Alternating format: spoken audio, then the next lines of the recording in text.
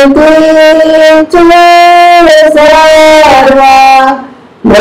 చేస్తాం.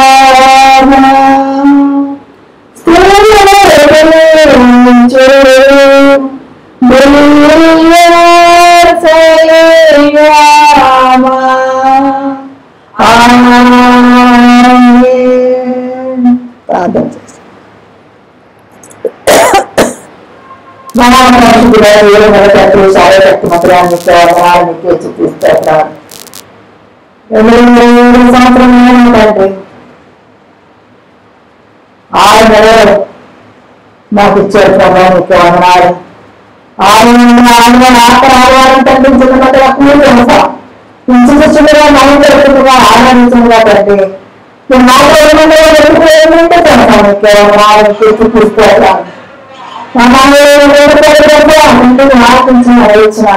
వందనాలు తండ్రి. వాతావరణం చూపించుకున్నారు మీకు చూపిస్తారు తప్ప ఏసీ కాదని కాంగ్రెచ్చుకోండి అయినా తండ్రి. ఏసీ నేర్చుకోండి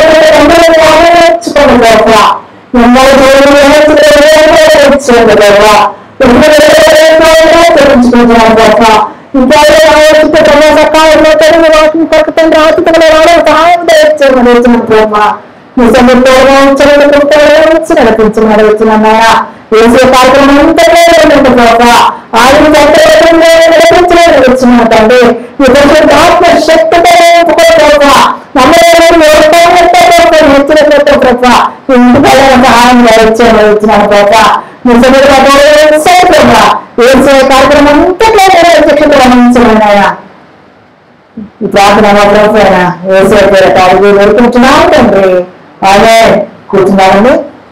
దేవాలయంలో మాకు ఇచ్చిన మరొక వారాన్ని బట్టి 2027 సంవత్సరము 6 నెలలు మనకి ఇచ్చారు దేవుడు. ఆ కార్యాలను మనకి ఇచ్చినందుకు దేవుడికి వందనాలు చెల్లించుకుంటూ కురించిన మంది కూడా శుభావందనము తెలియజేస్తా ఉన్నా. ఇప్పుడు ఉత్తర పత్రికలు చదువుకున్నాం. కీర్తన గ్రంథము 34వ అధ్యాయం. కీర్తన గ్రంథం 34వ అధ్యాయం 11వ నుంచి 20వ వచనాలు. కీర్తన గ్రంథం 34వ అధ్యాయం 11వ వచనం నుంచి 20వ వచనాలు చదువుకున్నాం. 468వ పేజీ. వచ్చి నా మాటలు నేర్పుతున్నాం.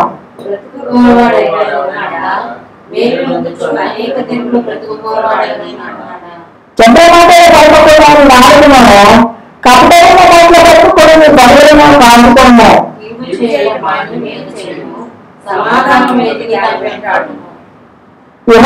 దృష్టి నీతిమంతులే ఉన్నది. ఆయన చేతిలో మరొక ఉన్నది.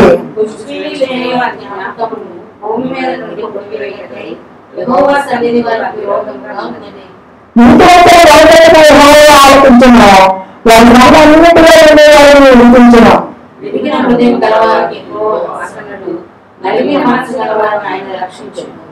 నీతిమంతులకు కలుగు ఆపదలు అమూల్యమైనవి. వాటన్నిటిలో వినిపించున్నాం.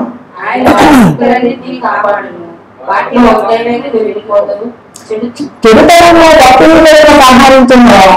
నీతిమంతులు దోషించిన వారు అపరాధులుగా ఉంచబడరు. అపకరించడానికి శారీరక ప్రాణాలు విమోచించున్నాం. ఆయన సర్వదర్శన వాళ్ళు ఎవరైనా అపరాధులుగా ఎంచబడరు. దేవుని పరిశుద్ధ మనందరం భద్రపడుతుంది కాక. ఆమె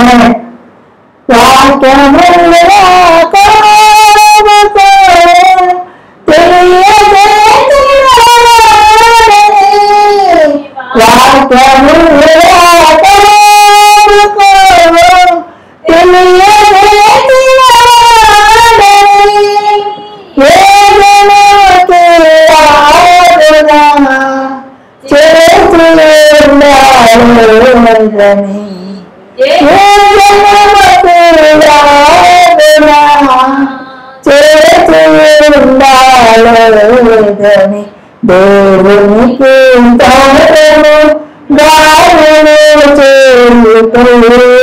మంచిది మన మందరము చేసి గానము చేయుటయే మంచిది. ప్రార్థన చేసు. సర్వశక్తిమంతుడా, సర్వాధికారి నీకే వందనాలు, నీకే స్తుతిస్తోత్రాలు ప్రభువా.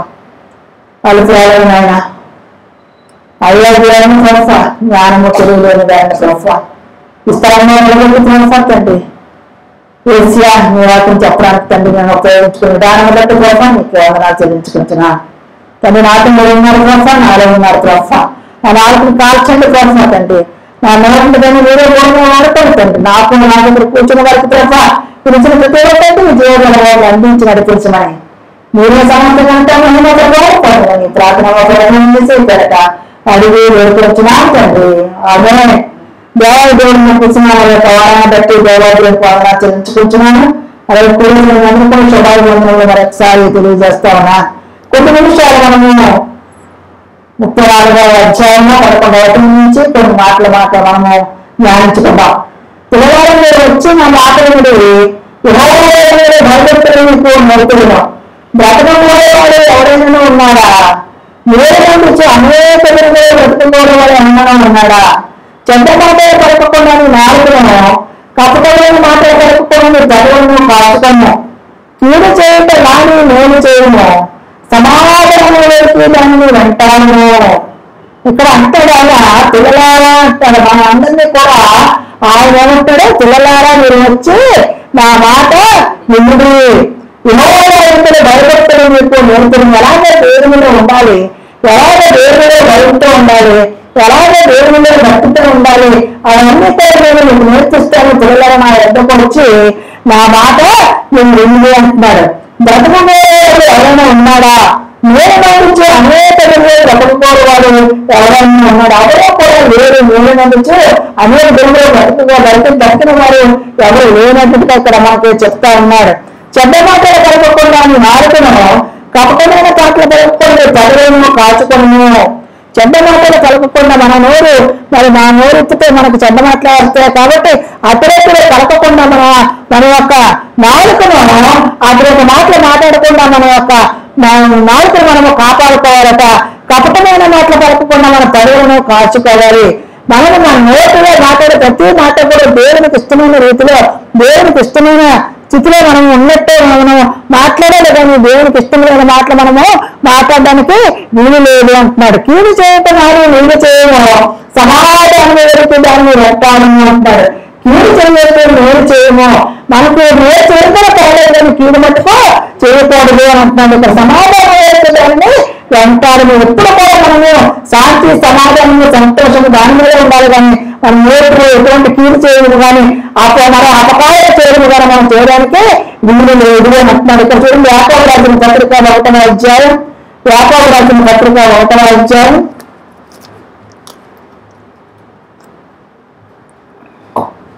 1వ అధ్యాయం 9వ వచనం చదువు.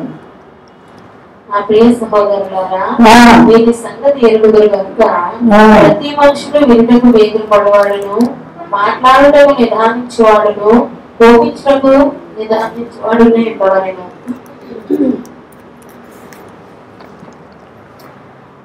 ఎలా ఉందంటే మీరు 19వ వచనం.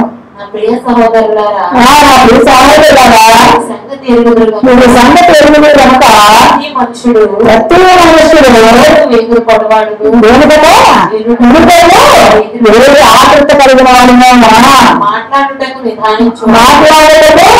నిదానించాలట, ఆలోచించాలట. ఏం మాట్లాడాలి, ఏం చెయ్యాలని చెప్పేసి ఆలోచించాలా. కోపించుటకు నిదానించాలి. పాప వచ్చింది కానీ గబగబ పాపడతారు కానీ ఆయన దానిని మనము నిదానించి ఆలోచించి పోరాడాలి అని చెప్తున్నారా. ఎందుకనగా నరుని కోపము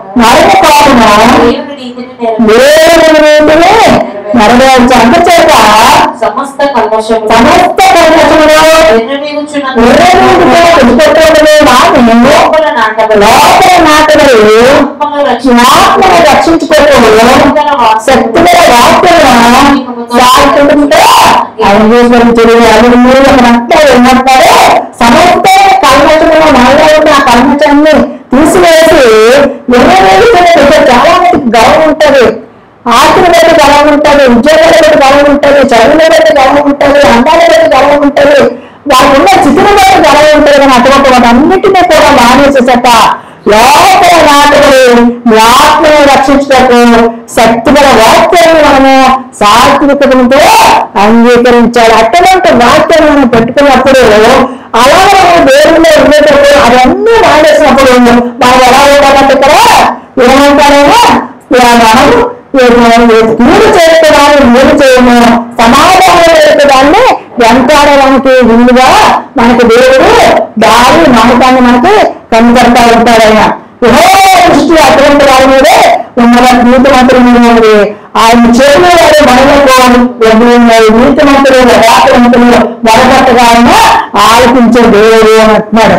దృష్టి మీద చేయడానికి జ్ఞాపకాలు కొట్టేటికే చంద్రడానికి 20 దుష్క్రియలు చేసి చెడ్డకార్యం చేసిన వాళ్ళు చెడ్డకార్యం చేసిన వాళ్ళు ఈ యొక్క మరి మన ఈ యొక్క భూమి మీద కొట్టువేసే దేవుడు సిద్ధంగా ఉన్నాడని చెప్పేసి ఇక్కడ మనకు తెలుస్తామండి.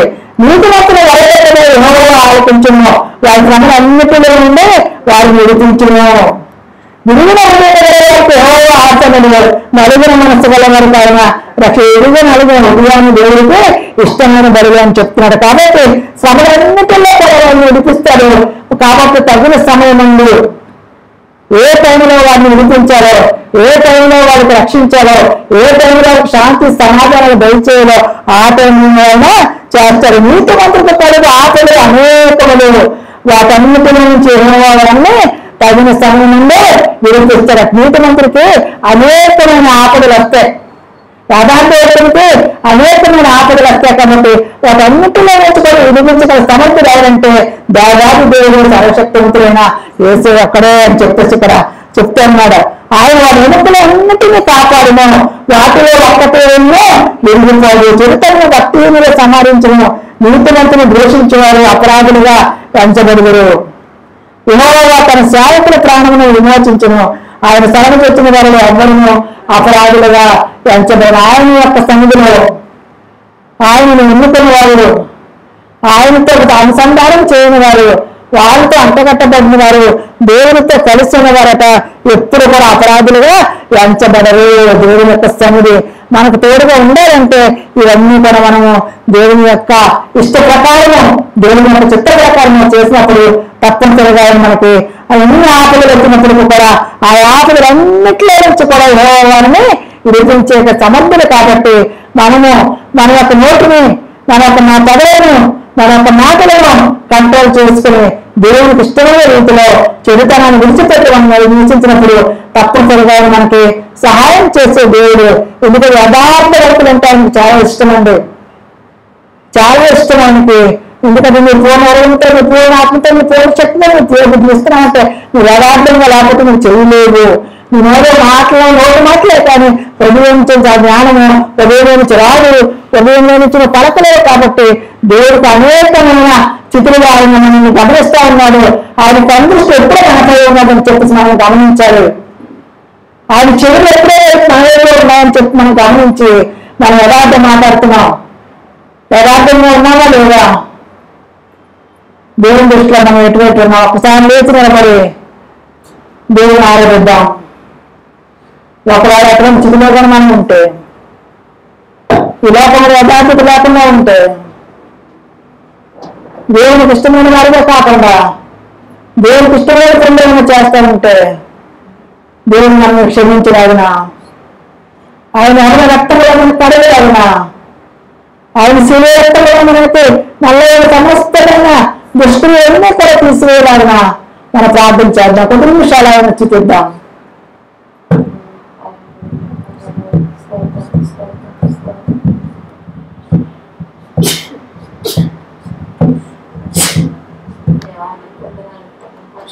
దేవానికి వందనాలు ప్రభా, నీకు ఏమికరమైనటువంటి మార్గంలో నేను నడిచినట్లయితే అయినా క్షమించండి అని చెప్తామండి. ప్రతి ఒక్కరు దేవా మాతో మీరు మాట్లాడండి ప్రభా. నేను నీ చేతితో మమ్మల్ని పట్టుకోనండి ప్రభా, నీ ఆత్మతో మమ్మల్ని ఎత్తుకోనండి ప్రభా. నిత్యముగా ఎడుగు జడుల్లో నడిచి వాళ్ళ వెలుగుటకు మాకు సహాయం దయచేయండి. స్తోత్రం స్తోత్రం స్తోత్రం స్తోత్రం. పరిశుద్ధాత్మ దేవానికి వందనాలు ప్రభా, నీకు స్తోత్రాలు ప్రభా. నైనా చెట్టు పట్ల పక్కకుండా మా నాలుగురు మేము కాల్చుకునే వారుగా ఉండటం ఈ కాల సమయంలో నైనా మమ్మల్ని దర్శించండి ప్రభా. దేవానికి వందనాలు ప్రభా, నీకు వందనాలు ప్రభా. నీ పరిశుద్ధమైనటువంటి ఆలయంలో మేము చేరేమయ్యా, మాపై మీకు దృష్టించండి ప్రభా. స్తోత్రం ప్రభా. హల్లెలూయా హల్లెలూయా. దేవానికి స్తోత్రాలయ, స్తోత్రం ప్రభా, స్తోత్రం ప్రభా. నీ చేతితో నన్ను పట్టుకో, నీ ఆత్మతో నన్ను నడుపు, శిల్పి చేతిలో శిలను నేను, అనుక్షణము నన్ను చెక్కవు, శిల్పి చేతిలో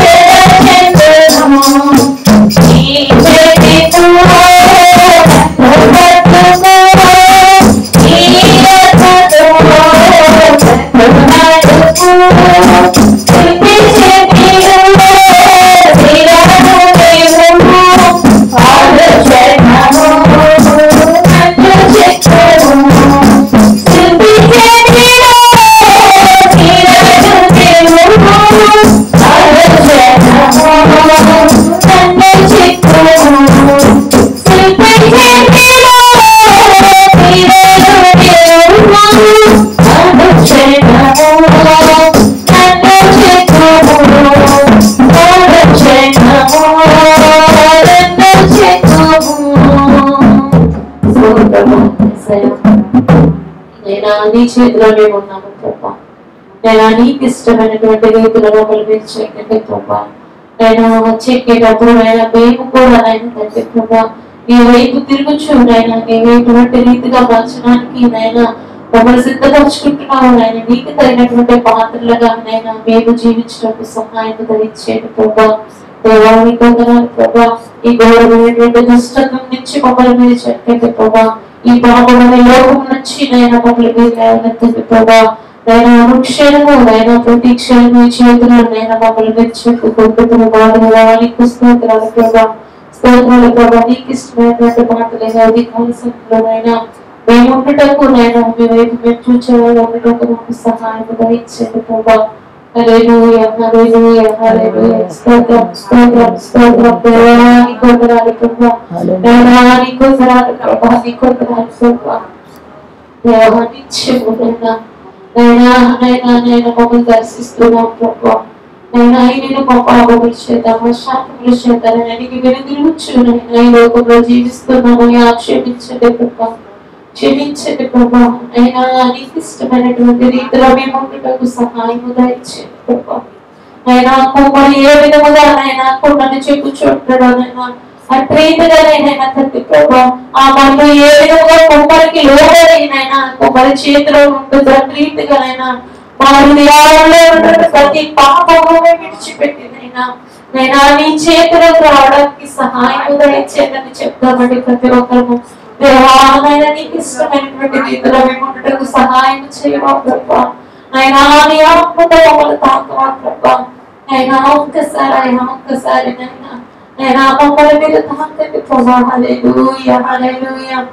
నీ చేతితో నన్ను పట్టుకో, నీ ఆత్మతో నన్ను నడుపు, నీ చేతితో నన్ను పట్టుకో, నీ ఆత్మతో నన్ను నడుపు. శిల్పి చేతిలో అనుక్షణము నన్ను చెక్కు, శిల్పి చేతిలో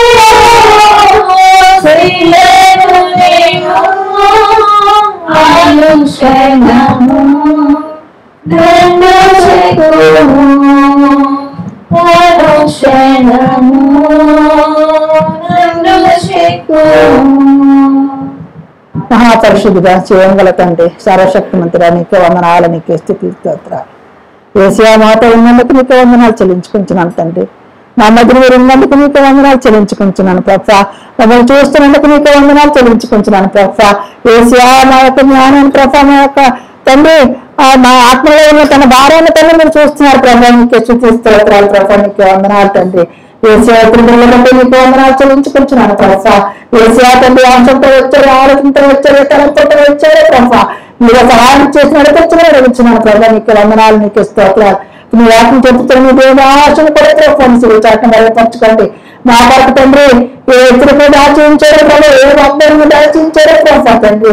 యేసయ్య మీరే తండ్రి మాట్లాడి నడిపించమని అడుగుతున్నాను తండ్రి. మీతో కాకుండా ప్రభా మన వివాహాన్ని ప్రభావ మీ వాటిని తగ్గించుకుని ప్రభా తండ్రి. యేసయ్య సంతోషంగా సహాయం దయచేయమని మీరే సమర్థకంతో పొందమని ఈ ప్రార్థన అడిగి వేడుకుంటున్నాం తండ్రి.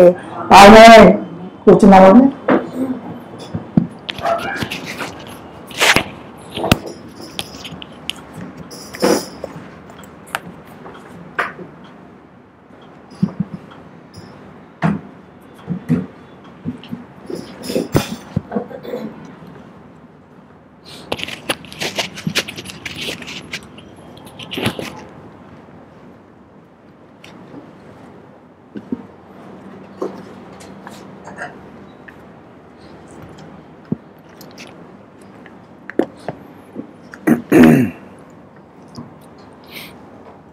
హల్లెలూయా. ఈరోజు కొన్ని వాక్యం ఇంపార్టెంట్ విషయాలు చూద్దాం. నేను ప్రార్థన చేసుకుని వచ్చే వాక్యంలో వెళ్దాం.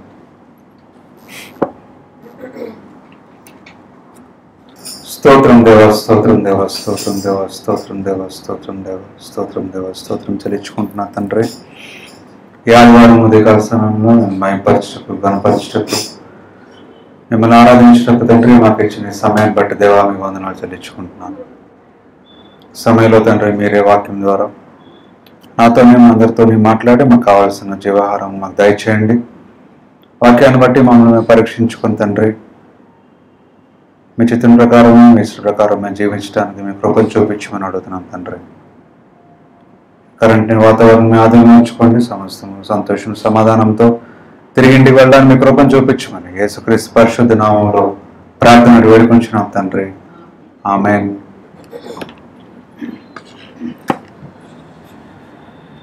అందరికీ తెలుసు, బైబిల్లో ఒక రాజు ఉన్నారు ఓల్డ్ టెస్టిమెంట్లో. ఎవరంటే రాజు?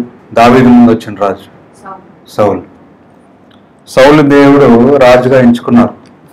బాగానే ఉంది, మంచిగా దేవుడు ఎంచుకుంటే సౌలు మరి ఆ ఇచ్చిన పదాన్ని లేదంటే ఇచ్చిన ఆ బ్లెస్సింగ్ని కోల్పోయాడు. సో ఆ విషయంలో కొన్ని ప్రాముఖ్యమైన అంటే ఎందుకు కోల్పోయాడని కొన్ని విషయాలు చూద్దాం, ప్రాముఖ్యమైనవి.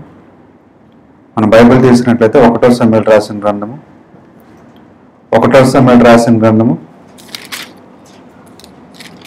14వ అధ్యాయము 1వ సమూయేలు 14వ అధ్యాయము 24వ వచనం.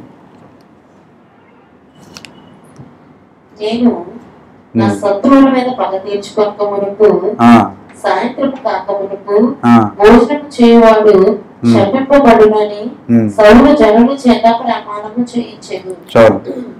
అక్కడ ఏంటంటే అక్కడ ఏం జరిగింది? అక్కడ శత్రువుల మీద పగ తీర్చుకున్నటకు సాయంత్రము కాకమునుపు భోజనము చేయవాడు శపింపబడునని సౌలు జనుల చేత ప్రమాణము చేయించెను. ఇంగ్లీష్ లో ఏమనుందంటే ఇజ్రాయలైట్స్ అంటే ఇజ్రాయెల్ ప్రజలు they are weak with hunger all day. వాళ్ళంతా నీరసంగా ఉన్నారు, ఆకలితో ఉన్నారు ఆ ప్రజలందరూ కూడా. సో ఇప్పుడు సౌలు దేనికి రెడీ అవుతున్నారు? యుద్ధానికి. ఎవరితో? ఫిలిస్తీన్లతో యుద్ధానికి రెడీ అవుతున్నాడు. ఫిలిస్తీన్లు అందరూ రెడీగా ఉన్నారు అక్కడ క్యాంపుల్లో, ఆ కొండల మధ్యన వాళ్ళు రెడీగా ఉన్నారు దాడి చేద్దామని. ఎవరి మీద? ప్రజల మీద. సో యుద్ధానికి సౌలు తర్వాత ఇంకెవరు బయలుదేరారు? సౌలు లాస్ట్ వీక్ చెప్పాను కదా. సౌలు దగ్గర ఎంతమంది ఉన్నారు? ఇంకొక వ్యక్తి ఉన్నారు. ఎవరు ఆ వ్యక్తి? యెహోనాతాను, ఆయన కొడుకు. సౌలు యోనాతాను ఇద్దరు బయలుదేరారు. ఆయన దగ్గర కొంతమంది ఉన్నారు, ఈయన దగ్గర కొంతమంది ఉన్నారు. ఈయన ఒక ప్లేస్ లో ఉన్నాడు, ఆయన ఒక ప్లేస్ లో ఉన్నాడు. వీళ్ళిద్దరు కూడా దాడి చేస్తుంది ఎవరిపైన? ఫిలిస్తీన్ల పైన రెడీగా ఉన్నారు ఇప్పుడు ఫైట్ చేయడానికి. రెడీగా ఉంటే ఇప్పుడు సౌలుకి ఏం కావాలి? విజయం కావాలి. ఎవరికైనా విజయమే కావాలి. సో విజయం కావాలి కాబట్టి ఇక్కడ ఏం చెప్తున్నాడు సౌలు? ఆ ప్రజలందరూ ఏమైపోయారంటే యుద్ధానికి వెళ్ళక ముందు ఆకలితో ఉన్నారు, నీరసంగా ఉన్నారంట. ఆకలి నీరసంతో ఎవరైనా యుద్ధం చేస్తారా చెప్పండి? చేయరు. కానీ సౌలు ఏం చెప్పాడు? మీరు ఖచ్చితంగా ఏముండాలి? ఉపవాసం ఉండాలంట. దేని కొరకు? శత్రువులు జయించటకు ఉపవాసం ఉండాలి అని చెప్తున్నాడు. అంటే దాని అర్థం ఏంటి? సౌలు ఉద్దేశం ఏంటి అక్కడ? మనకు విజయం రావాలంటే దేవునికి ఏదో చేయాలి, కాబట్టి మీరు అందరూ ఉపవాసం ఉండండి అని బలవంతం చేస్తున్నాడు అక్కడ సౌలు. ఇది ఫోర్స్ చేస్తూ ఎవరో తినేస్తారేమో అని భయంతో ఇంకేం చేస్తున్నాడు? ప్రమాణం చేయడమే కాదు, ఇంకోటి కూడా చేశారు.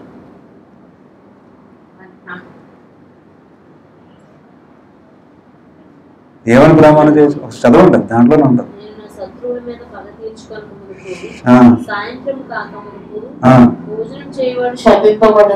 ఏంటన్నారు అక్కడ? భోజనం చేయవాడు కర్సింగ్.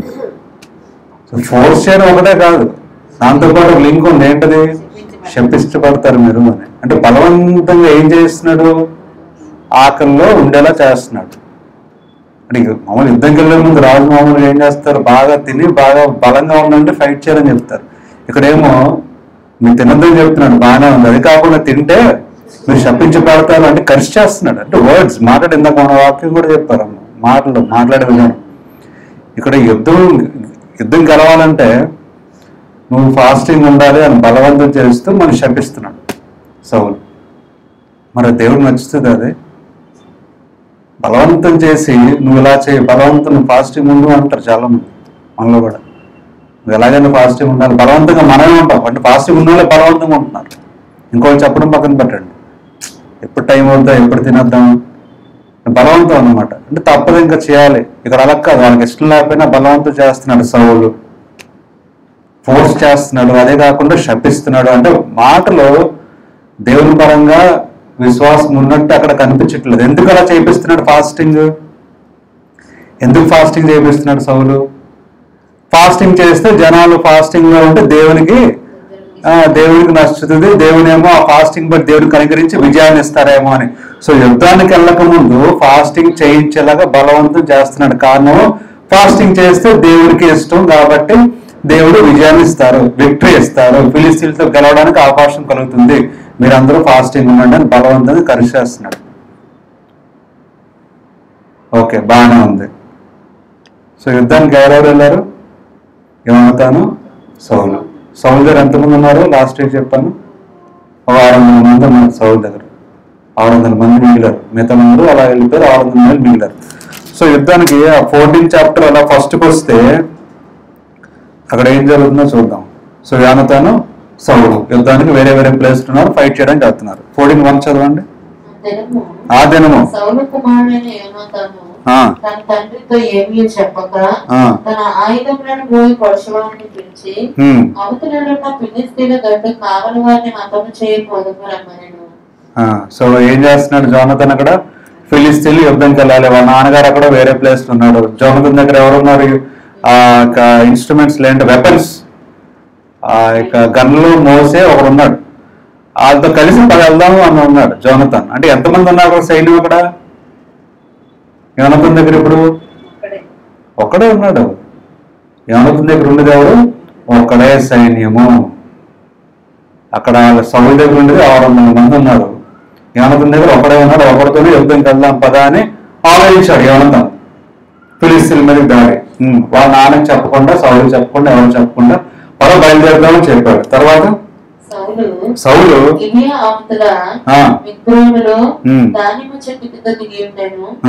అతని ఎదురున్న జనులు దాదాపు 600 మంది. సో సౌలు దగ్గర ఎంతమంది? 600 మంది ఉన్నారు. ఆ క్యాంప్ లో నుంచి యోనాతానేమో ఆ వెపన్స్ మోసే అతన్ని పట్టుకొని పద యుద్ధానికి వెళ్దామని చెప్పారు. ఆ తర్వాత 4th వర్ష చదవండి. యోనాతాను ఫిలిస్తీయుల గడ్డు కావలి వారున్న స్థలములకు పూజించిన దారియకు కనుమల నడుమ ఎక్కన ఒక సూది కొట్టిన అవతలక సూది కొట్టిన అంటే పెద్ద రాయి అన్నమాట. ఇటు ఒకటి అటు ఒక రాయి ఉన్నది. వెళ్ళే దారిలో, ఫిలిస్తీన్ల దగ్గరికి వెళ్ళే దారిలో 2 రాళ్ళు ఉన్నాయి, రైట్ ఒకటి లెఫ్ట్ ఒకటి. వాటిలో ఒక దాని పేరు మొసేషు, రెండవ దాని పేరు సేనే. ఒక దాని కొమ్మ మిక్మాస్ ఎదుట ఉత్తరము వైపునను, రెండవ దాని కొమ్మ గిబియా ఎదుట దక్షిణ వైపునను ఉండేది. సో 2 రాళ్ళు ఉన్నాయి, ఒకటేమో ఉత్తర వైపున, ఒకటేమో దక్షిణ వైపు ఉంది. సున్నతి లేని వారి దండు కాపరుల మీదకు పోదుము రమ్ము, యెహోవా మన కార్యమును సాగించునేమో, అనేకుల చేతనైనను కొద్దిమంది చేతనైనను రక్షించుటకు యెహోవాకు అడ్డమా అని తన ఆయుధంలో పోయే వారితో చెప్పగా. చూడండి, సో యోనాతాను యుద్ధానికి వెళ్తున్నాడు. ఎంతమందితో? ఒకరితోనే. అక్కడ సౌలు ఏం చేస్తున్నాడు? అంతమంది ఉంచుకొని యుద్ధం అంటే గెలవలేమో భయంతో జనాలందరినీ శపించి ఫాస్టింగ్ చేసేలా చేస్తున్నాడు సౌలు. ఇక్కడ యోనాతాను ఏం చేస్తున్నాడు? ఒకరితోనే. అంటే యుద్ధం చేసేది మనం కాదు, దేవుడే చేస్తారని దేవుడి మీద విశ్వాసంతో, నమ్మకంతో, ఒకడున్న పర్లేదు మనం జయిస్తామనే విశ్వాసంతో ముందుకెళ్తున్నాడు. సో యోనాతాను వెళ్తూ ఏమంటున్నాడండి? చదవండి. మనము వారి దగ్గరకు పోయి మనలను వారికి అదుపరుచుకుందాము, వారు మనలను చూచి మేము మీ ఎద్దుకు వచ్చే వరకు అక్కడ నిలువడని చెప్పిన ఎడలా వారి ఎద్దుకు పోక ఉన్న చోటు నిల్చుదుము, మా ఎద్దుకు రండని వారు చెప్పిన ఎడలా యెహోవా వారిని మన చేతికి అప్పగించిందని దాని చేత గుర్తించి మనము పోదుమని చెప్పగా మీరిద్దరూ తమను తాము ఫిలిష్తీయుల దండు కాపాడకు అగుపరుచుకునిరి. చాలు చూస్తారు అక్కడ ఏమంటున్నారు అక్కడ. సో ఏం జరిగినా వాళ్ళు పిలిస్తే దేవుడు మనకు విజయాన్ని ఇచ్చినట్టే, పిలవకపోయినా ఇక్కడ ఉన్నాం. ఏదైనా మనకు దేవుడు విజయాన్ని ఇస్తారు అనే నమ్మకం విశ్వాసంతో యోనాతాను యుద్ధం చేస్తున్నాడు. ఎంతమంది సైన్యంతో? ఒక్కడితోనే.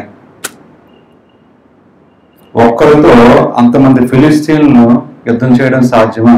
అది మనుషులకి అయితే సాధ్యం కాదు. కానీ యోనాతాను విశ్వాసము దేవుని పట్ల, ఇంగ్లీష్లో ఏమన్నా maybe the lord will help us. So మనకెవరు సహాయం లేరు, మనకెవరు సైన్యం లేరు, ఇద్దరు వెళ్దాం పద, దేవుడే మనకి సహాయం చేస్తారు అంటున్నాడు యోనాతాను. ఒకవేళ చేయకపోతే, ఇఫ్ హీ డస్, ఒకవేళ దేవుడు మనకు సహాయం చేస్తే nothing can keep him from giving us the victory. ఎవరు ఆపలేరు మన విజయాన్ని ఇవ్వడానికి అన్నాను. దేవుడు విజయాన్ని ఇస్తే ఎవరు ఆపలేరు. సో దేవుడే మనకు సహాయం చేయాలి, దేవుడే మనకు సహాయం చేస్తారు, పద ఇద్దరం వెళ్దాం అని చెప్పేసి బయలుదేరారు. ఎంత ధైర్యం ఉండాలి, ఎంత విశ్వాసం ఉండాలి దేవుని పట్ల ఈ విధంగా చేయాలంటే. ఫిలిస్తీన్లందరూ 1,000 మంది ఉన్నారు. ఎంతమంది ఉన్నారు చెప్పాను లాస్ట్ వీక్? 1,000 మంది ఉన్నారంట ఫిలిస్తీన్. వీళ్ళేమో వెళ్తుంది ఇద్దరు, యోనాతాను ఇంకతలు ఇంకొకడు. కానీ నమ్ముతుంది ఎవరిని? దేవుడినే. దేవుడు సహాయం చేస్తే ఎవ్వరూ మనల్ని ఆపలేరు అనే విశ్వాసము అంత బలంగా కనిపిస్తుంది యోనాతానులో. అక్కడ సౌలులో చూస్తేనేమో అంతమంది, కొంతమంది సైన్యం ఉన్నా సరే ఆ విశ్వాసం లేదు, అది లేదు. బలవంతంగా శపిస్తూ ఖర్చు చేసి ఫాస్టింగ్ చేయండి, అది దేవుని మొప్పిస్తే మనకు విజయాన్ని ఇస్తారని అక్కడ ఉంది విశ్వాసం.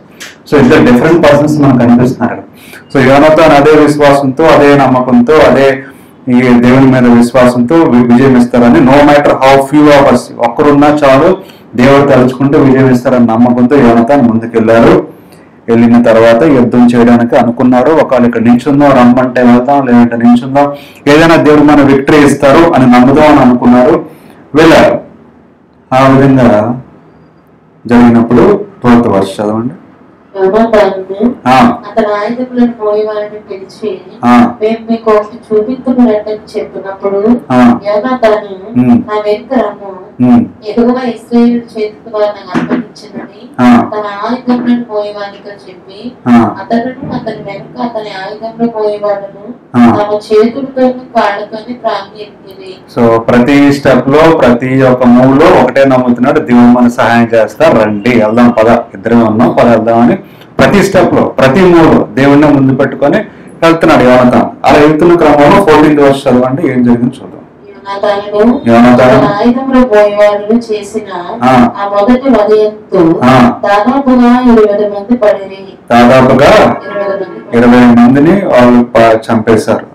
ఒక దినమున ఒక కాడి ఎడ్డు దున్ను 6 ఎకరము నేల పొడుగున అది జరిగిన దండులోని పరుగులోను జనులందరిలోను మహాభయంకరము కలిగిన భయము కలిగిన దండు కావలి వారును తోపుడు గాండును భీతి నొందిరి. నేల అదిరెను ఈ బాలు ఈ భయము దైవికమని భావించిరి. చూడండి అక్కడ ఏం జరిగిందంటే యుద్ధంలో నేల అదిరిందంట. అంటే ఎంతమంది ఫైట్ చేశారు ఫిలిస్తీన్లతో? ఇద్దరే, యోనాతాను తనతో ఉన్నవారే. కానీ అక్కడ ఏమైంది?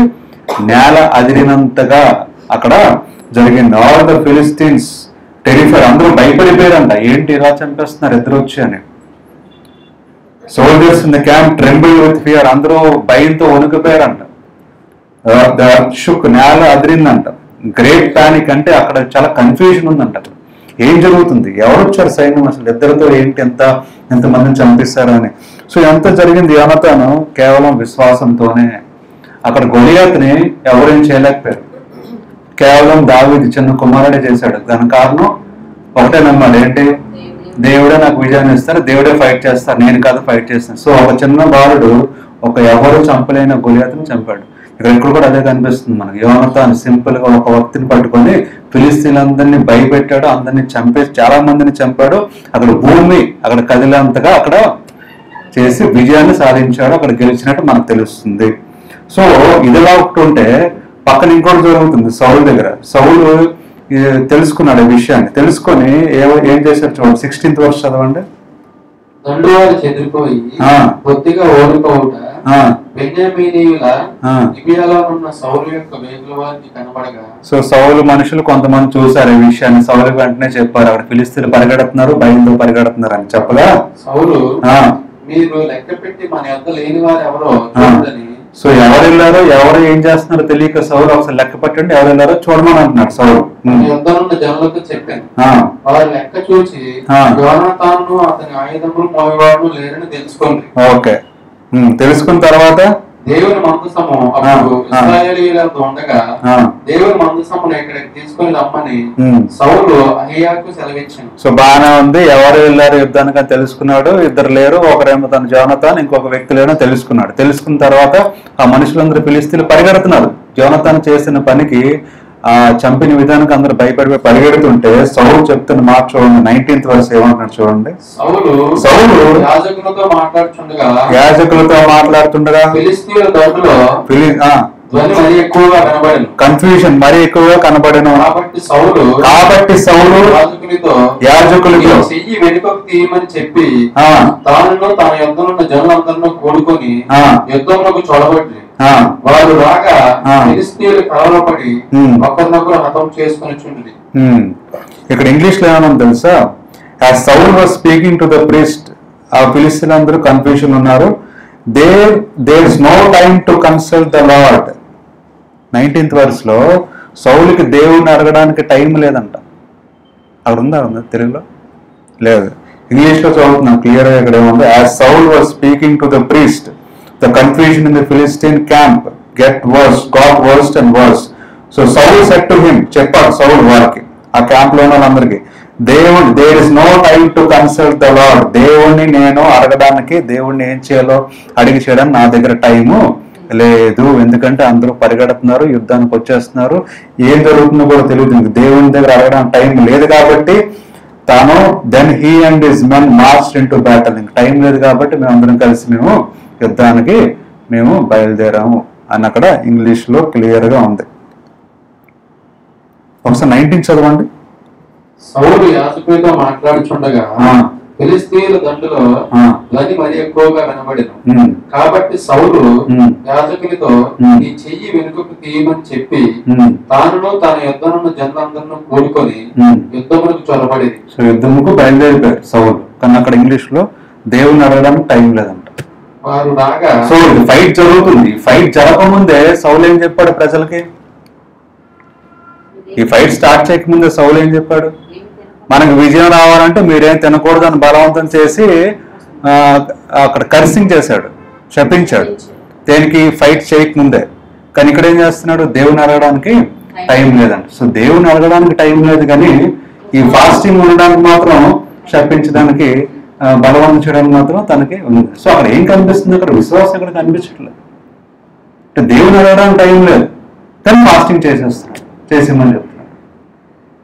అంటే పైకి కనిపించేది ఏంటి? ఫాస్టింగ్. దేవుని అడిగేది ఏంటి? అది హృదయానికి సంబంధించింది. ఇక్కడ యోనాతాను ఒకడే వెళ్ళినా సరే దేవుని అడిగి వెళ్తున్నాడు, దేవుడితో వెళ్తున్నాడు ప్రతిదీ కూడా. కానీ ఇక్కడ సౌలు ఏం కనిపిస్తుంది? అది కనిపించట్లేదు. ఫాస్టింగ్ చేయమంటున్నాడు. ఫాస్టింగ్ చేస్తే దేవుడు మీరు చేసిన ఫాస్టింగ్ చూసి దేవుడు విజయాన్ని ఇస్తారో నమ్ముతున్నాడు సౌలు. కానీ ఇక్కడ టైం వచ్చినప్పుడు దేవుని అడగడానికి అక్కడ టైం లేదు, అవసరం వచ్చినప్పుడు దేవుని అడగడానికి టైం లేదు. సో ఈరోజు మన విశ్వాసం కూడా చాలా మంది ఈ విధంగానే ఉంటుంది. ఫాస్టింగ్ చేస్తారు, చక్కగా అన్ని బాగానే ఉంటాయి, కానీ సమయం సందర్భం వచ్చినప్పుడు, అవసరం వచ్చినప్పుడు దేవుడిని అడగాలి అనే విషయాన్ని మర్చిపోతారు. ఫాస్టింగ్ చేస్తే చాలు, నేను చేశాను కదా, అదే నాకు బలం అనుకుంటారు, అదే నాకు విజయం అనుకుంటారు. ఫాస్టింగ్ చేశాను, ఇంకా నాకంటే భక్తులు లేరు అనుకుంటారు. లేదంటే నేను 24 hours దేవుళ్ళలోనే ఉంటున్నాను, నాకంటే భక్తులు లేరు అనుకుంటారు. కానీ ఇక్కడ ఫాస్టింగ్ కాదు ఇంపార్టెంట్ దేవుని దృష్టిలో. నువ్వు కావాల్సినప్పుడు దేవుడు అడిగావా లేదా, అడిగి చేస్తున్నావా లేదనేది ప్రాముఖ్యమైనది. రాత్రి అంతా ప్రార్థన చేయడం ఇంపార్టెంట్ కాదు. నువ్వు ఏదైనా పని చేసినప్పుడు, సందర్భం వచ్చినప్పుడు, టైం వచ్చినప్పుడు, అంటే అవసరం వచ్చినప్పుడు దేవుడిని అడిగి చేస్తున్నావా లేదా అనేది అక్కడ ప్రాముఖ్యమైనది. అక్కడ మనం చూస్తే విజయం సాధించారు. కారణం యోనాతాను బట్టి విజయాన్ని ఇచ్చారు దేవుడు, సౌలుని బట్టి కాదు. మీ తర్వాత చదివితే మీకు అర్థమవుతుంది. అక్కడ విజయం వచ్చింది, కానీ కారణం ఎవరు? యోనాతాను తన విశ్వాసం బట్టి దేవుడు విజయాన్ని ఇచ్చారు. ఆల్రెడీ వీళ్ళు యుద్ధానికి వెళ్ళకముందే అక్కడ ఆల్రెడీ చంపేశారు. అక్కడ కన్ఫ్యూజన్ స్టార్ట్ అయింది, అందరూ పారిపోతున్నారు ఫిలిస్తీన్లు. మిగతా వాళ్ళందరూ కలిసి మిగతా వాళ్ళని చంపారు. కానీ అక్కడ సౌలు క్లియర్ గా ఉంది, దేవుని అడగడానికి టైం లేదంట సౌలుకి.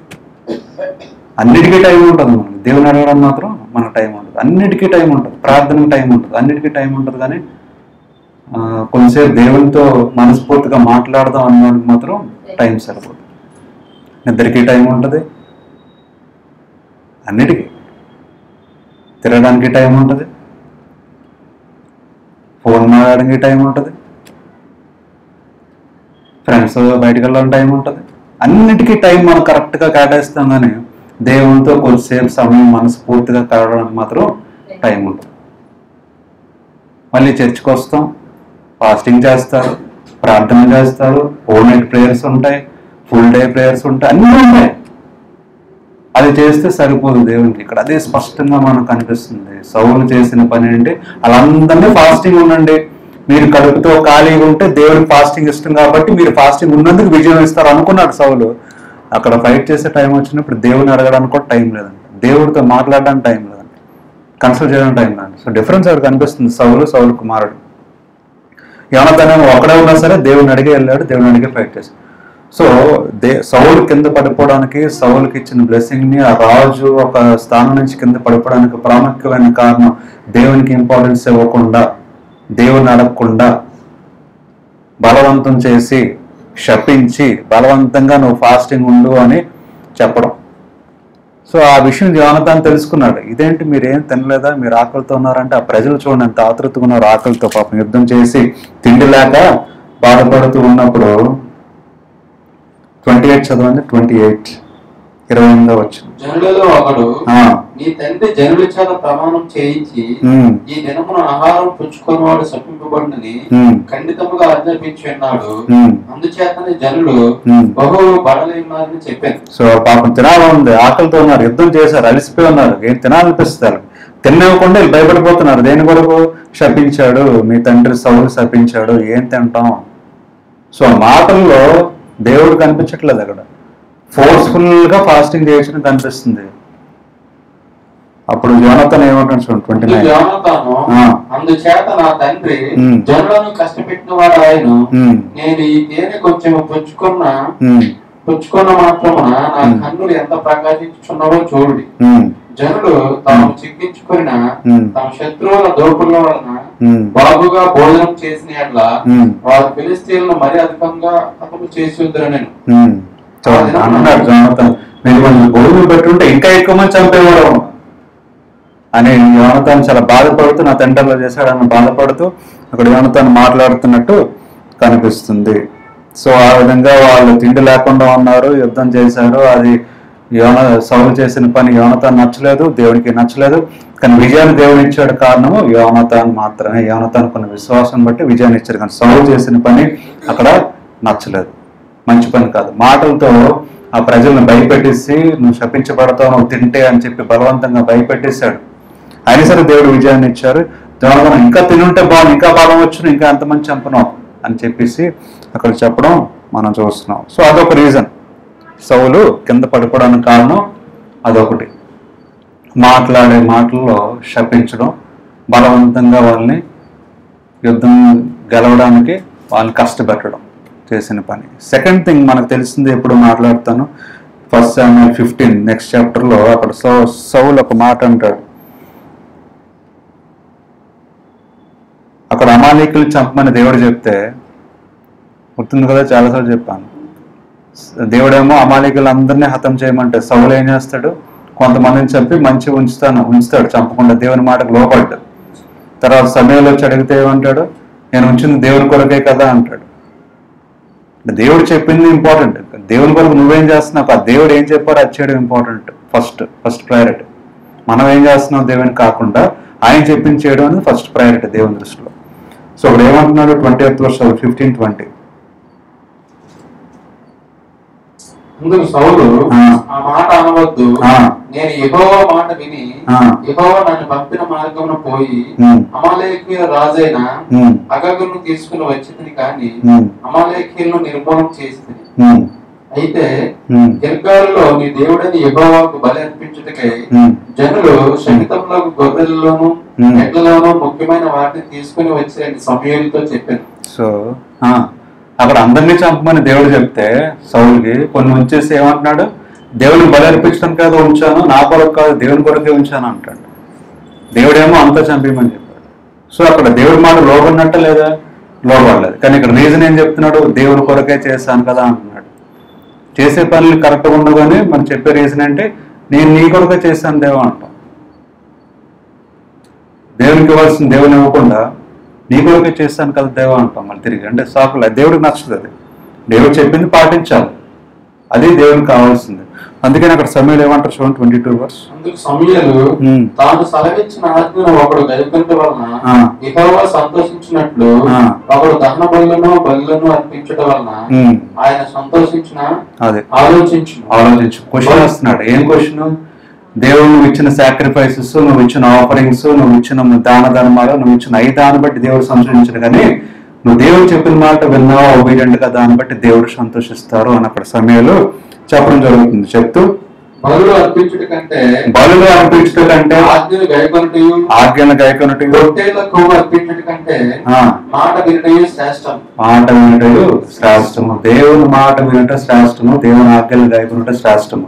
దేనికంటే సాక్రిఫైసెస్ కంటే. మనం చేసే ఉపమానాలు, మనం చేసే మంచి పనులు, లోకంలో చేసే మంచి పనులు, 100 మంది భోజనం పెట్టి దేవుడి మాట వినకపోతే అది ఉపయోగం లేదు. అదే మాట్లాడుతున్నాడు దేవుడు. నువ్వు ఎంత పని చేసినా దేవుడి మాటకు ఉపయోగపడకుండా, దేవుని ఆజ్ఞలు వినకుండా ఉంటే దానివల్ల ఏ ఉపయోగం లేదు అని సమూయేలు క్లియర్ గా సౌలుకి చెప్పడం జరుగుతుంది. సో సౌలు చేసిన రెండో పని, there is no obedience. Discipline లేదు, ఒబీడియన్స్ లేదు, దేవుడి మాటకి విలువ లేదు. తను నచ్చింది చేశాడు, చేసింది నీ కొరకే అంటున్నాడు. మళ్ళీ 100 మందికి దానం చేసి, దేవుని పేరు మీద దానం చేస్తుంటారు చాలా మంది. చేసి దేవుని మాట వినకుండా దేవుని వ్యతిరేకంగా జీవిస్తూ, నేను ఇంతమందికి భోజనం పెట్టాను, దేవుని పేరు పెట్టి భోజనం పెట్టాను, దేవుని బోర్డు పెట్టి భోజనం పెట్టాను కుదురుతుంది. అది యాక్సెప్టబుల్ కాదు దేవుని దృష్టిలో. దేవుని మాట విన్నావా లేదా అనేది దేవుని చూస్తారు.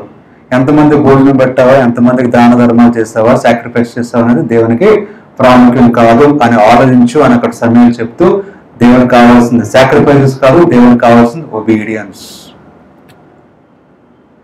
పాపాలు చేసేసి 100 మందికి 1000 మందికి భోజనం పెట్టేస్తే పాపాలు పోవు. అది కాదు దేవునికి కావాల్సింది, ఒబీడియన్స్. నేను చెప్పింది నువ్వు చేస్తున్నావా, నా పరంగా నువ్వు వెళ్తున్నావా, నన్ను అడిగి చేస్తున్నావా. యోనాతాను చేసిన పని దేవుని అడిగి చేశాడు. సౌలు చేసిన పని దేవుని అడగడానికి టైం లేదు. అది డిఫరెన్స్. ఇక్కడేమో సాక్రిఫైస్, దేవుడికి చెప్తుంది ఒబీడియన్స్, నాట్ సాక్రిఫైస్. రెండో తప్పు సౌలు చేసింది. తను ఇచ్చిన బహుమతులు, ఇచ్చిన ఘనత కింద పోగొట్టుకున్నాడు. కారణం ఇది. రెండో కారణం. మూడో కారణం చెప్పి నేను ముగిస్తాను. చాలా ఉన్నాయి కానీ 3 చెప్తాను ప్రాముఖ్యమైన. మూడోది ఏంటంటే అది 16వ వచనం. అదే సమయంలో 1వ సమయంలో 16వ వచనం, 16వ అధ్యాయం 21, 22 వచనం చదవండి ఒకసారి. దావీదు సౌలు దగ్గరికి వచ్చి అతని ఎదుట నిలవబడగా అతని యందు సౌలునకు బహు ఇష్టము పుట్టెను. అతడు సౌలు ఆయుధములను మోయవాడు ఆయన. అంతట సౌలు దావీదు నా అనుగ్రహం పొందిన కనుక అతడు నా సముఖమందు సేవ చేయుటకు ఒప్పుకొనమని యెషయికి వర్తమానం పంపాడు. సో సౌలు చాలా సంతోషించాడు. ఎవరి పట్ల? దావీదు పట్ల. ఎందుకంటే చిన్నవాడుగా ఉన్నప్పుడు మంచిగా ఉన్నాడు, చక్కగా మంచిగా జాగ్రత్తగా ఉంటున్నాడు కాబట్టి సౌలు చాలా హ్యాపీ ఫీల్ అయ్యి, చాలా సంతోషించి, చాలా అభినందించి, గణపరిచి, నా దగ్గరే ఉంటాడు దావీదు అని సౌలు చెప్పడం జరిగింది. బాగుంది. ఇంతవరకు బాగానే ఉంది. ఆ తర్వాత ఏమొచ్చింది? దేవుని యొద్ద నుండి చాలండి. ఆ తర్వాత యుద్ధానికి వెళ్తాడు దావీదు. ఎవరి పట్ల? ఎవరి మీద యుద్ధానికి వెళ్తాడు దావీదు? ఇంకా చిన్నపిల్లడే దావీదు. ఫిలిస్తీయులతో గొలియాత్. ఆ తర్వాత గొలియాత్ మీద యుద్ధానికి వెళ్తాడు. ఇప్పుడు చెప్తున్న సౌలు అప్పుడు దావీదు చిన్నోడే ఇంకా. ఆ తర్వాత నెక్స్ట్ మీరు చదివితే గొలియాత్ మీదకి నెక్స్ట్ చాప్టర్, అదే 17th చాప్టర్, గొలియాత్ మీదకి యుద్ధం. దావీదు చిన్నపిల్లడుగా ఉన్నప్పుడు సౌలు చాలా ఇష్టపడ్డాడు దావీదుని. నా దగ్గర ఉంటాడు, నాతోనే పనిచేస్తాడని చాలా సంతోషించాడు, గర్వపడ్డాడు, చాలా మంచోడని. ఆ తర్వాత నెక్స్ట్ చాప్టర్ నెక్స్ట్ మీరు చదివితే గొలియాత్ మీదకి యుద్ధానికి వెళ్తాడు దావీదు. ఎవరు చంపలేకపోయారు గొలియాత్ని, అందరూ భయపడేవారు గొలియాత్ని. దావీదు ఏం చేస్తాడు? గెలుస్తాడు. చిన్న వయసులోనే దేవుడి మీద నమ్మకంతో దేవుడే సహాయం చేస్తారని విశ్వాసంతో గెలిచినప్పుడు అప్పుడు చాలా మంది ఏం చేశారంటే 18th చాప్టర్ 6th verse. దావీదు ఫిలిస్తీన్ అంతం చేసి తిరిగి వచ్చినప్పుడు ఇంగ్లీష్ లో గొలియాత్ అని ఉంది. ఆఫ్టర్ కిల్లింగ్ గొలియాత్, ఇంగ్లీష్ లో as David returning after killing Goliath అని ఉంది. అక్కడ లేదా గొలియాత్ అని ఫిలిస్తీన్ అని ఉంది. మీరు మధ్యలో చదివితే గొలియాత్, ఇంగ్లీష్ లో గొలియాత్ అని ఉంది. సో గొలియాత్ని అంటే ఫిలిస్తీన్ కదా గొలియాత్, ఆయన చంపి యుద్ధం చేసి వచ్చినప్పుడు చదవండి. స్త్రీలు ఇశ్రాయేలీయుల ఊళ్ళన్నిట్లో నుండి తంబురులతోనూ సంబరంతో పాడుచు నాట్యమాడుచు సౌలుని ఎదుర్కొంటగా వచ్చి ఆ స్త్రీలు గానపతిగానములు చేయించు వాయించుచు సౌలు వేల కొలదియు దావీదు 10,000 కొలదియు శత్రువులను హతము చేశాడు. ఏమని పాటలు పాడుతున్నారు అక్కడ? సౌలు 1,000 మందినే చంపాడు, కానీ దావీదు 10,000 మందిని చంపాడు. చేసింది అదే. అందరూ గానాలు పాడుతూ డాన్స్లు వేస్తూ డప్పులు కొడుతూ గట్టిగా అరుస్తున్నారు. సౌలు రాజు ఆ టైంకి, దావీదు ఇంకా చిన్న కుర్రోడే, కానీ అందరూ ఏం పాడుతున్నారు? సౌలు 1000 మందినే చంపాడు, కానీ దావీదు 10,000 మందిని చంపాడని అరుస్తున్నారు. ఇంత మన ముందు ఏం చూసాం? సౌలుకి దావీదు అంటే చాలా ఇష్టం, చాలా మంచోడు, అని దగ్గరే ఉంచుకుందాం, చాలా మంచిగా గర్వంగా పొగిడాడు. ఇక్కడేమో మనుషులందరూ దావీదుని పొగుడుతుంటే, దావీదుకున్న విశ్వాసం బట్టి గొలియాతుని ఓడించిన తర్వాత అందరూ గణపరిచి పొగుడుతుంటే అక్కడ చూడండి ఏం జరిగిందో. చదవండి.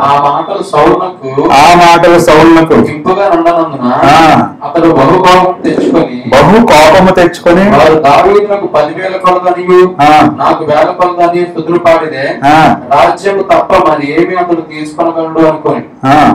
కాబట్టి నాట నుండి సౌలు దావీదు మీద విషపు చూపు నిలిపాను. ఇంకొకడు బాగుపడుతున్నాడు, ఇంకొకడు మనకంటే ఎదుగుతున్నాడు, ఇంత చిన్నోడు నాకంటే ఎదుగుతాను చూసిన తర్వాత ఇంతకాలం బాగా గర్వంగా పోడిన సౌలు ఇప్పుడు ఏం చేస్తున్నాడు? దావీదు మీద విషపు చూపు నిలిపాను. చూడండి, అదొక లక్షణం సౌలుకున్నది. తను పడిపోవడానికి కారణం అది. మనం కూడా దేవుడి నుంచి దూరం అయిపోవడానికి కారణం ఒకటి ఉంటుంది, ఏంటంటే విషపు చూపు. మనకంట ఇంకొకరు బాగా మంచిగా ఉంటే చూడలేము. జెలసీ, విషపు చూపు. వాడు ఏదైనా అయిపోవాలి, నాశనం అయిపోవాలి, ఇది అయిపోవాలి, అది అయిపోవాలి, పోగొట్టుకోవాలి, అడేలా ఉండకూడదు. మనసులో అనుకుంటారు అందరూ కూడా. సౌలు కూడా అదే ఆలోచిస్తున్నాడు, విషపు చూపు దావీదు పైన. ఎందుకు యుద్ధం చేశాడు? మంచిగా దావీదు దేవుని పట్ల ముందుకెళ్ళాడు, చిన్న కుర్రోడుగా దేవుని హెల్ప్తో గొలియాతును ఓడించాడు. సౌలు ముందు కూడా ఆ పని చేయలేకపోయాడు, ఏ విషయంలో కూడా అన్నింటిలో ఫెయిల్ అయిపోయాడు. కానీ ఇక్కడ దావీదు దేవునితో ముందుకెళ్ళి విజయం సాధిస్తుంటే విషపు చూపు మొదలైంది సౌలుకి దావీదు మీద. ఆ తర్వాత చూడండి విషపు చూపు ఎంతవరకు దారితీస్తుందంటే 10వ వచనం చదవం. మరునాడు దేవుని యొద్ద నుండి దురాత్మ సౌలు మీదకి బలముగా వచ్చినందున అతడు ఇంటిలో ప్రవర్తించుండగా దావీదు మునుపటిలాగా వీణ చేత పట్టుకొని వాయించాడు. ఒకప్పుడు సౌలు చేతిలో ఒక ఈటి ఉండగా దావీదును పొడిచి గోడకు బిగించుననుకొని సౌలు ఆ ఈటిని విసిరాను. అయితే అది తగలకుండా దావీదు 2 మార్లు తప్పించుకొని యెహోవా తనను విడిచి. చూడండి ఏం జరిగింది అక్కడ. అంటే విషపు చూపు ఎంతవరకు దారితీస్తుంది? చంపేసే వరకు దారితీస్తుంది. చంపేద్దామని ఆలోచన వచ్చింది. ఈరోజు చాలా మంది క్రైమ్స్ జరుగుతున్నాయి, ఒకరినొకరు చంపేసుకుంటున్నారు. కారణం విషపు చూపు. అన్నదమ్ముల మధ్యనే, లేదంటే ఎవరో ఈ లాళ్ళు. దేని కొరకు? విషపు చూపు. నా గుండి నాకంటే ఎక్కువ సంపాదిస్తున్నాడు అని అనుకునే వాళ్ళు ఫ్రెండ్స్ ఉండొచ్చు. పైకి ఫ్రెండ్స్గానే ఉన్నా లోపల ఉంటుంది, వీడు నాకంటే ఎక్కువ అయిపోతున్నాడు, నాకంటే పెద్దోడు అయిపోతున్నాడు, నాకంటే ఎక్కువ సంపాదిస్తున్నాడు. అది ఎంతవరకు కొంతమంది దారి చేస్తుంటే చంపేసి అంతవరకు. ఇక్కడ చూడండి సౌలు జస్ట్ ముందునే పొగిడిన సౌలు, దావీదు ఎంత మంచోడు అని పొగిడిన సౌలు ఇప్పుడు ఏం చేస్తున్నాడు? పిచ్చోళ్ళ వేసేసి అదే దొరికిన సందర్భాన్ని కత్తి వేసేద్దామని చూశాడు. ఇసిరిసాడు కత్తి దావీదు మీద చంపేద్దామని, కానీ దావీదు తప్పించుకున్నాడు. సో విషపు చూపు క్రైమ్స్కి, లేదంటే భయంకరమైన ఆలోచనలకి చంపే విధంగా కూడా దారితీస్తుంది. సో ఎన్ని దేవునికి నచ్చట్లేదు, అందుకే సౌలు దించేశారు. సౌలు దించి దావీదుని రాజుగా దేవుడు చేశారు. చాలా కారణాలు ఉన్నాయి, దాంట్లో ప్రాముఖ్యమైన కారణాలు ఇవే. సో మొదటేమో దేవుని దగ్గరికి వెళ్ళడానికి, దేవుని అడగడానికి టైం లేదు సౌలుకి. రెండోది దేవుని మాటకు వినలేదు, దేవుడు చెప్పింది చేయకుండా నచ్చింది చేసుకుని నీ కొరకే చేశానని మాట్లాడుతున్నాడు. మూడోది విషపు చూపు. ఇంకొకరు మంచిగా ఉంటే, ఇంకొకరు బాగుపడితే, ఇంకొకరు సంతోషంగా ఉంటే చూడలేని పరిస్థితి. ఆ మనస్తత్వం ఉంటే దేవుడు ఊరుకోరు, దేవుడు ఉన్నదంతా కూడా తీసేసి దించేస్తారు. సౌలు కూడా అదే జరిగింది. ఇచ్చారు బ్లెస్సింగ్స్, మంచిగా ఆశ్రయించారు. అన్నీ పెరిగిన తర్వాత ఏమొచ్చింది? విషపు చూపొచ్చు. అది దేవుడికి నచ్చదు. ఈ 3 లక్షణాలు మనకు సౌల్లో కనిపిస్తున్నాయి. అక్కడ యోనతాను విశ్వాసంతో జయించాడు, ఇక్కడ దావీదు విశ్వాసంతో జయించాడు. మీరు ఇంకా తరవేది దావీదు అన్ని తప్పించుకుంటాడు, బోల్డ్ ప్లాన్ వేస్తాడు దావీదుని చంపాడని తెలుసు కదా సౌలు. ఇక్కడి నుంచి మొదలవుద్ది. సౌలుని ఎలా దావీదుని ఎలా చంపుదామని ప్లాన్లు వేస్తూనే ఉంటాడు. అన్ని దేవుడు దావీదుని తప్పిస్తాడు, విజయాన్ని ఇస్తాడు దేవుడు. కారణం దావీదు దేవుడి మీదే ఆధారపడినవాడు. సో ఇవన్నీ మనం గుర్తుంచుకోవాలి. సాతాను బైబిల్లో ఉంటుంది, న్యూ టెస్టిమెంట్లో పీటర్లో గర్జించు సింహం వలె ఎవరిని మింగుదామా అని చూస్తుంటే ఎవరు దొరుకుతారా మనకి, ఈ రోజు ఎవరు దొరుకుతారు, ఈ సమయంలో ఎవరు దొరుకుతారు, ఎవరిని పట్టుకుందాం, ఎవరిని తాగేద్దాం దేవుడి, ఎవరిని తప్పుడు ఆలోచనలు ఇద్దాం, ఎవరిని ఇంకోలాగా వ్యతిరేకంగా ఉండేలాగా మనం మారుద్దామా అని గర్జించు సింహం వలె. గర్జించు సింహం అంటే మామూలు విషయం కాదు. ఎప్పుడైనా సింహం దగ్గరికి వెళ్ళలేదు, మనకి ఎంత ఉంటుంది సింహం, ఇంత హైట్లో ఉంటుంది, ఎంత పొడవు ఉంటుంది. అది గర్జించిందంటే ఇంకా అక్కడ ఉండేది లేదు. మన బాడీ అంతా దాని హెడ్ ఎంత ఉంటుంది, దేనికి పనికిరాం. అది గర్జించిందంటే మామూలు విషయం కాదు, దగ్గరికి వెళ్ళడానికి భయపడుతుంది. అలాంటి గర్జించే సింహం వల్లే సాతాను అలా ఎదురు చూస్తుంటాడండి. ఎప్పుడు మింగుదామా, ఎప్పుడు పట్టుకుందాం, ఎప్పుడు లాగేద్దామండి, ఎప్పుడు చంపేద్దామని. కాబట్టి ప్రతి ఒక్కరూ జాగ్రత్తగా ఉండాలి. దేవుని పట్ల ఒబీడియన్స్. మనం చూసి యోనతానికి ఏమీ లేదు, విజయం సాధించాడు. దావీదుకి ఏమీ లేదు, విజయం సాధించాడు. మనకి ఏమీ లేదు, కేవలం దేవునితోనే మనం విజయం సాధించగలం, మనుషులతో అయితే కాదు అనే సత్యాన్ని ఈ విషయం ద్వారా మనం తెలుసుకోవాలి. కేవలం విశ్వాసము, దేవుడు ఉన్నాడని చాలు. యోనతానికి ఒకడు ఉన్నాడు వ్యక్తి, కానీ దావీదుకి అది లేదు. కేవలం నీ ఎందుకు మనుషులు, నేను దేవుడితో వస్తున్నాను, నువ్వేం చేసుకుంటో చేసుకో. ఆ విశ్వాసము, ఆ ధైర్యము మనం ఉంటే జీవితంలో ఏదైనా సాధించగలం. దేవుడు మనకి ఏదైనా ఇస్తారు. దేవుడి వాక్యాన్ని దీవించిన కాదు. ఆమేన్. కళ్ళు మూసుకుంటే చిన్న ప్రార్థన చేసుకుందాం. స్తోత్రం దేవా, స్తోత్రం దేవా, స్తోత్రం చెల్లించుకుంటున్నా తండ్రి. వాక్యాన్ని బట్టి దేవాన్ని వందనాలు చెల్లించుకుంటున్నాను. వాక్యాన్ని బట్టి మేము మమ్మల్ని పరీక్షించుకొని దేవా, మీకు ఇష్టమైన ఆలోచనలు కానీ తలంపులు ఏమైనా ఉంటే మేము తీసివేసుకొని మీ మాటకు లోబడి మీ అందరి విశ్వాసం నుంచి ముందుకెళ్ళడానికి మీ కృపను చూపించమని, మీరే బలపరిచి నడిపించమని యేసుక్రీస్తు పరిశుద్ధ నామములో ప్రార్థన వేడుకుంటున్నాం తండ్రి. ఆమేన్. పాడుకుంటూ మన దేవుని కానుకలు సమర్పించుకుందాం.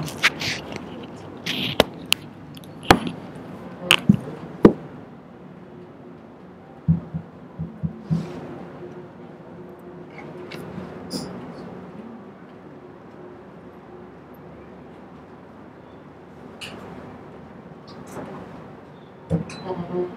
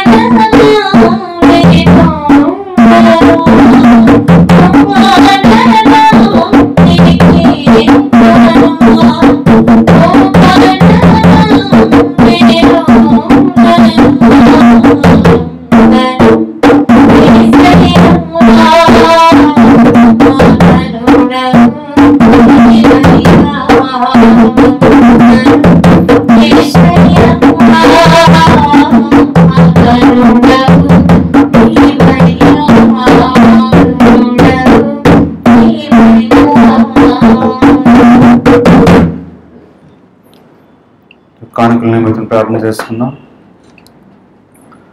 స్తోత్రం దేవా, స్తోత్రం దేవా, స్తోత్రం చెల్లించుకుంటున్నా తండ్రి. సమయంలో కానుకల నిమిత్తం ప్రార్థన చేస్తున్నాం. ఎవరైతే కానుకలు వేశారో ప్రతి ఒక్కరిని దీవించండి, వారిని వారి కుటుంబాన్ని దీవించి బలపరచండి తండ్రి. కానుకలు కూడా బ్లెస్ చేసి మీకు వాడబడ్డాన్ని మీకు రమ్మని చూపించమని మీరే మహిమ ఘనత పొందుకుంది. యేసుక్రీస్తు పరిశుద్ధ నామంలో ప్రార్థనలు వేడుకుంటున్నాం తండ్రి. ఆమేన్. వచ్చే ఆదివారం యథావిధిగా ఆరాధన ఉంటుంది. మార్నింగ్ 8 o'clock రావాల్సిందిగా మనం చేసుకుంటున్నాం. ఇప్పుడు చివరి ప్రార్థన చేసుకొని ఆశీర్వాదంతో ఆరాధన ముగించుకుందాం. స్తోత్రం దేవా, స్తోత్రం దేవా, స్తోత్రం దేవా, స్తోత్రం దేవా, స్తోత్రం చెల్లించుకుంటున్నాం తండ్రి. ఈ సమయంలో సంఘం కొరకు, సంఘ సభ్యుల కొరకు ప్రార్థన చేస్తున్నాం తండ్రి. ఆ ప్రార్థన ఆలోచించి జవాబిస్తారని నమ్ముతున్నాం తండ్రి. సమయంలో మరి అంకుల కొరకు, వజ్ర మాటల కొరకు ప్రార్థన చేస్తున్నాం. దాన్ని దీవించండి, బలపరచండి, ఆరోగ్యం దయచేయండి. సువార్త చేయడానికి మరి వెళ్ళి ఉండగా మీరు సహాయం దయచేయండి తండ్రి. ప్రతి ఒక్క మార్గంలో మీరే దారి చూపించండి. అక్కడ అనేక మంది రక్షింపబడేలా మీరే సహాయం దయచేయండి, ఆరోగ్యం దయచేయండి. అలాగనే ప్రసాదాన్ని ప్రార్థన చేస్తున్నాం తండ్రి. జ్యోతిని బట్టి ప్రార్థన చేస్తున్నాం, ఇద్దరు పిల్లల్ని బట్టి ప్రార్థన చేస్తున్నాం. కుటుంబాన్ని మీరే చేతిలో పెడుతున్నాం తండ్రి. సహాయం దయచేయండి. వాళ్ళ ఆలోచనలు, వాళ్ళ ప్లాన్స్ ఏవైతే ఉన్నాయో మీకు తెలిసిన తండ్రి, మీ చిత్తం ప్రకారం నడిపించండి. మీరే మహిమ ఘనత పొందుకోండి తండ్రి. అలాగే తండ్రి ప్రకాశం ప్రార్థన చేస్తున్నాం. దాన్ని కూడా జ్ఞానం, శక్తిని దయచేయండి. ప్రొఫెషనల్గా, స్పిరిచువల్గా బలపడడానికి సహాయం దయచేసి మీరు వాడుకోమని అడుగుతున్నాం తండ్రి. ఆయన బట్టి కుటుంబాన్ని ప్రార్థన చేస్తున్నాం తండ్రి. తోడుగుండండి, సహాయం దయచేయండి. బంధువులందరినీ బట్టి ప్రార్థన చేస్తున్నాం. ప్రతి ఒక్కరితో మీరే ఉండి నడిపించి బలపరచమని అడుగుతున్నాం తండ్రి. ఆయన పాలనను బట్టి ప్రార్థన చేస్తున్నాం తండ్రి. సువేదాండిని బట్టి ప్రార్థన చేస్తున్నాం. ఇదని కూడా దీవించండి, బలపరచండి. వెళ్తూ వస్తున్నప్పుడు ప్రతి ఆలోచనలో, ప్రతి పనిలో మీరే తోడు ఉండి మార్గం చూపించమని అడుగుతున్నాం తండ్రి. అన్న తండ్రి దోషం బట్టి ప్రార్థన చేస్తున్నాం. హస్బెండ్ బట్టి ప్రార్థన చేస్తున్నాం. ఇతను కూడా దీవించండి, ఇతన్ని బలపరచండి, సహాయం దయచేయండి తండ్రి.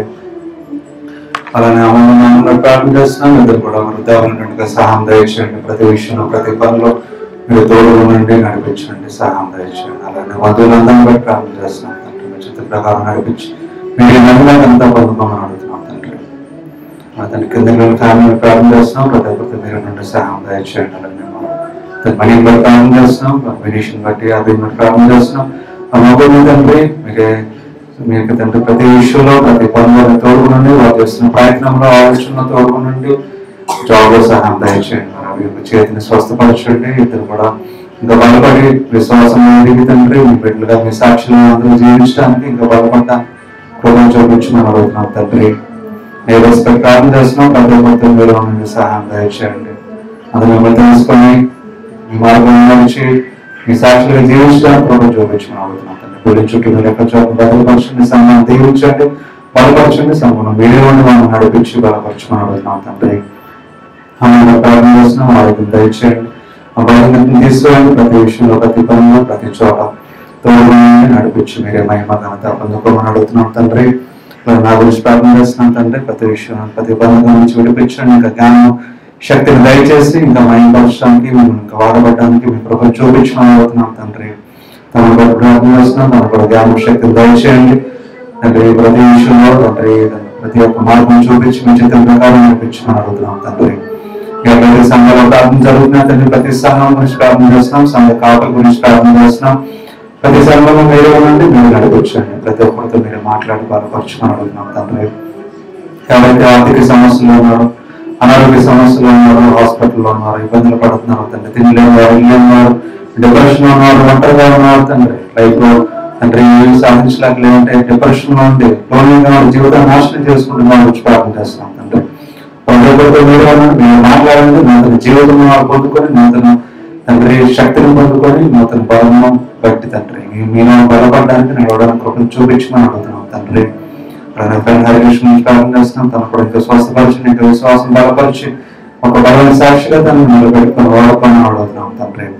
ఇంకా తండ్రి దేశంలో ఉన్న శాంతి సమాధానం మీద దయచేయమని అడుగుతున్నాం తండ్రి. రాజకీయ నాయకులను బట్టి ప్రార్థన చేస్తున్నాం తండ్రి. ప్రతి ఒక్కరు మీరు మాట్లాడండి. మీరే శాంతి సమాధానం దేశంలో ఉండేలా సహాయం దయచేయండి.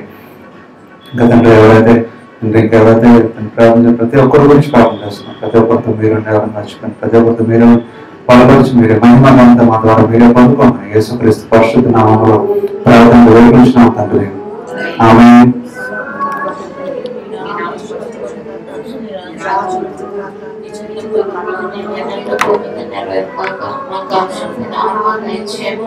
వరుణస్థును క్షమించిన ప్రకారం వారిని క్షమించిన శోధన సాగానికి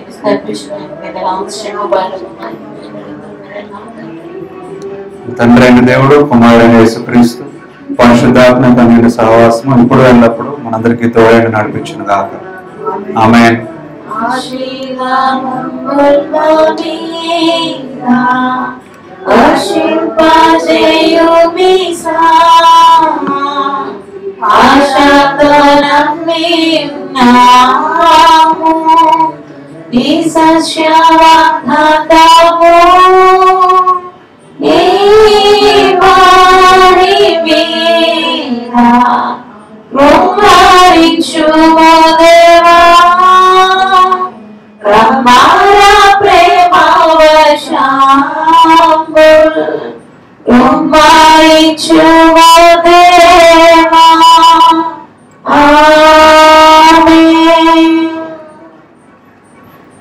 అందరికీ ప్రైజ్ లార్డ్, అందరికీ షలోమ్.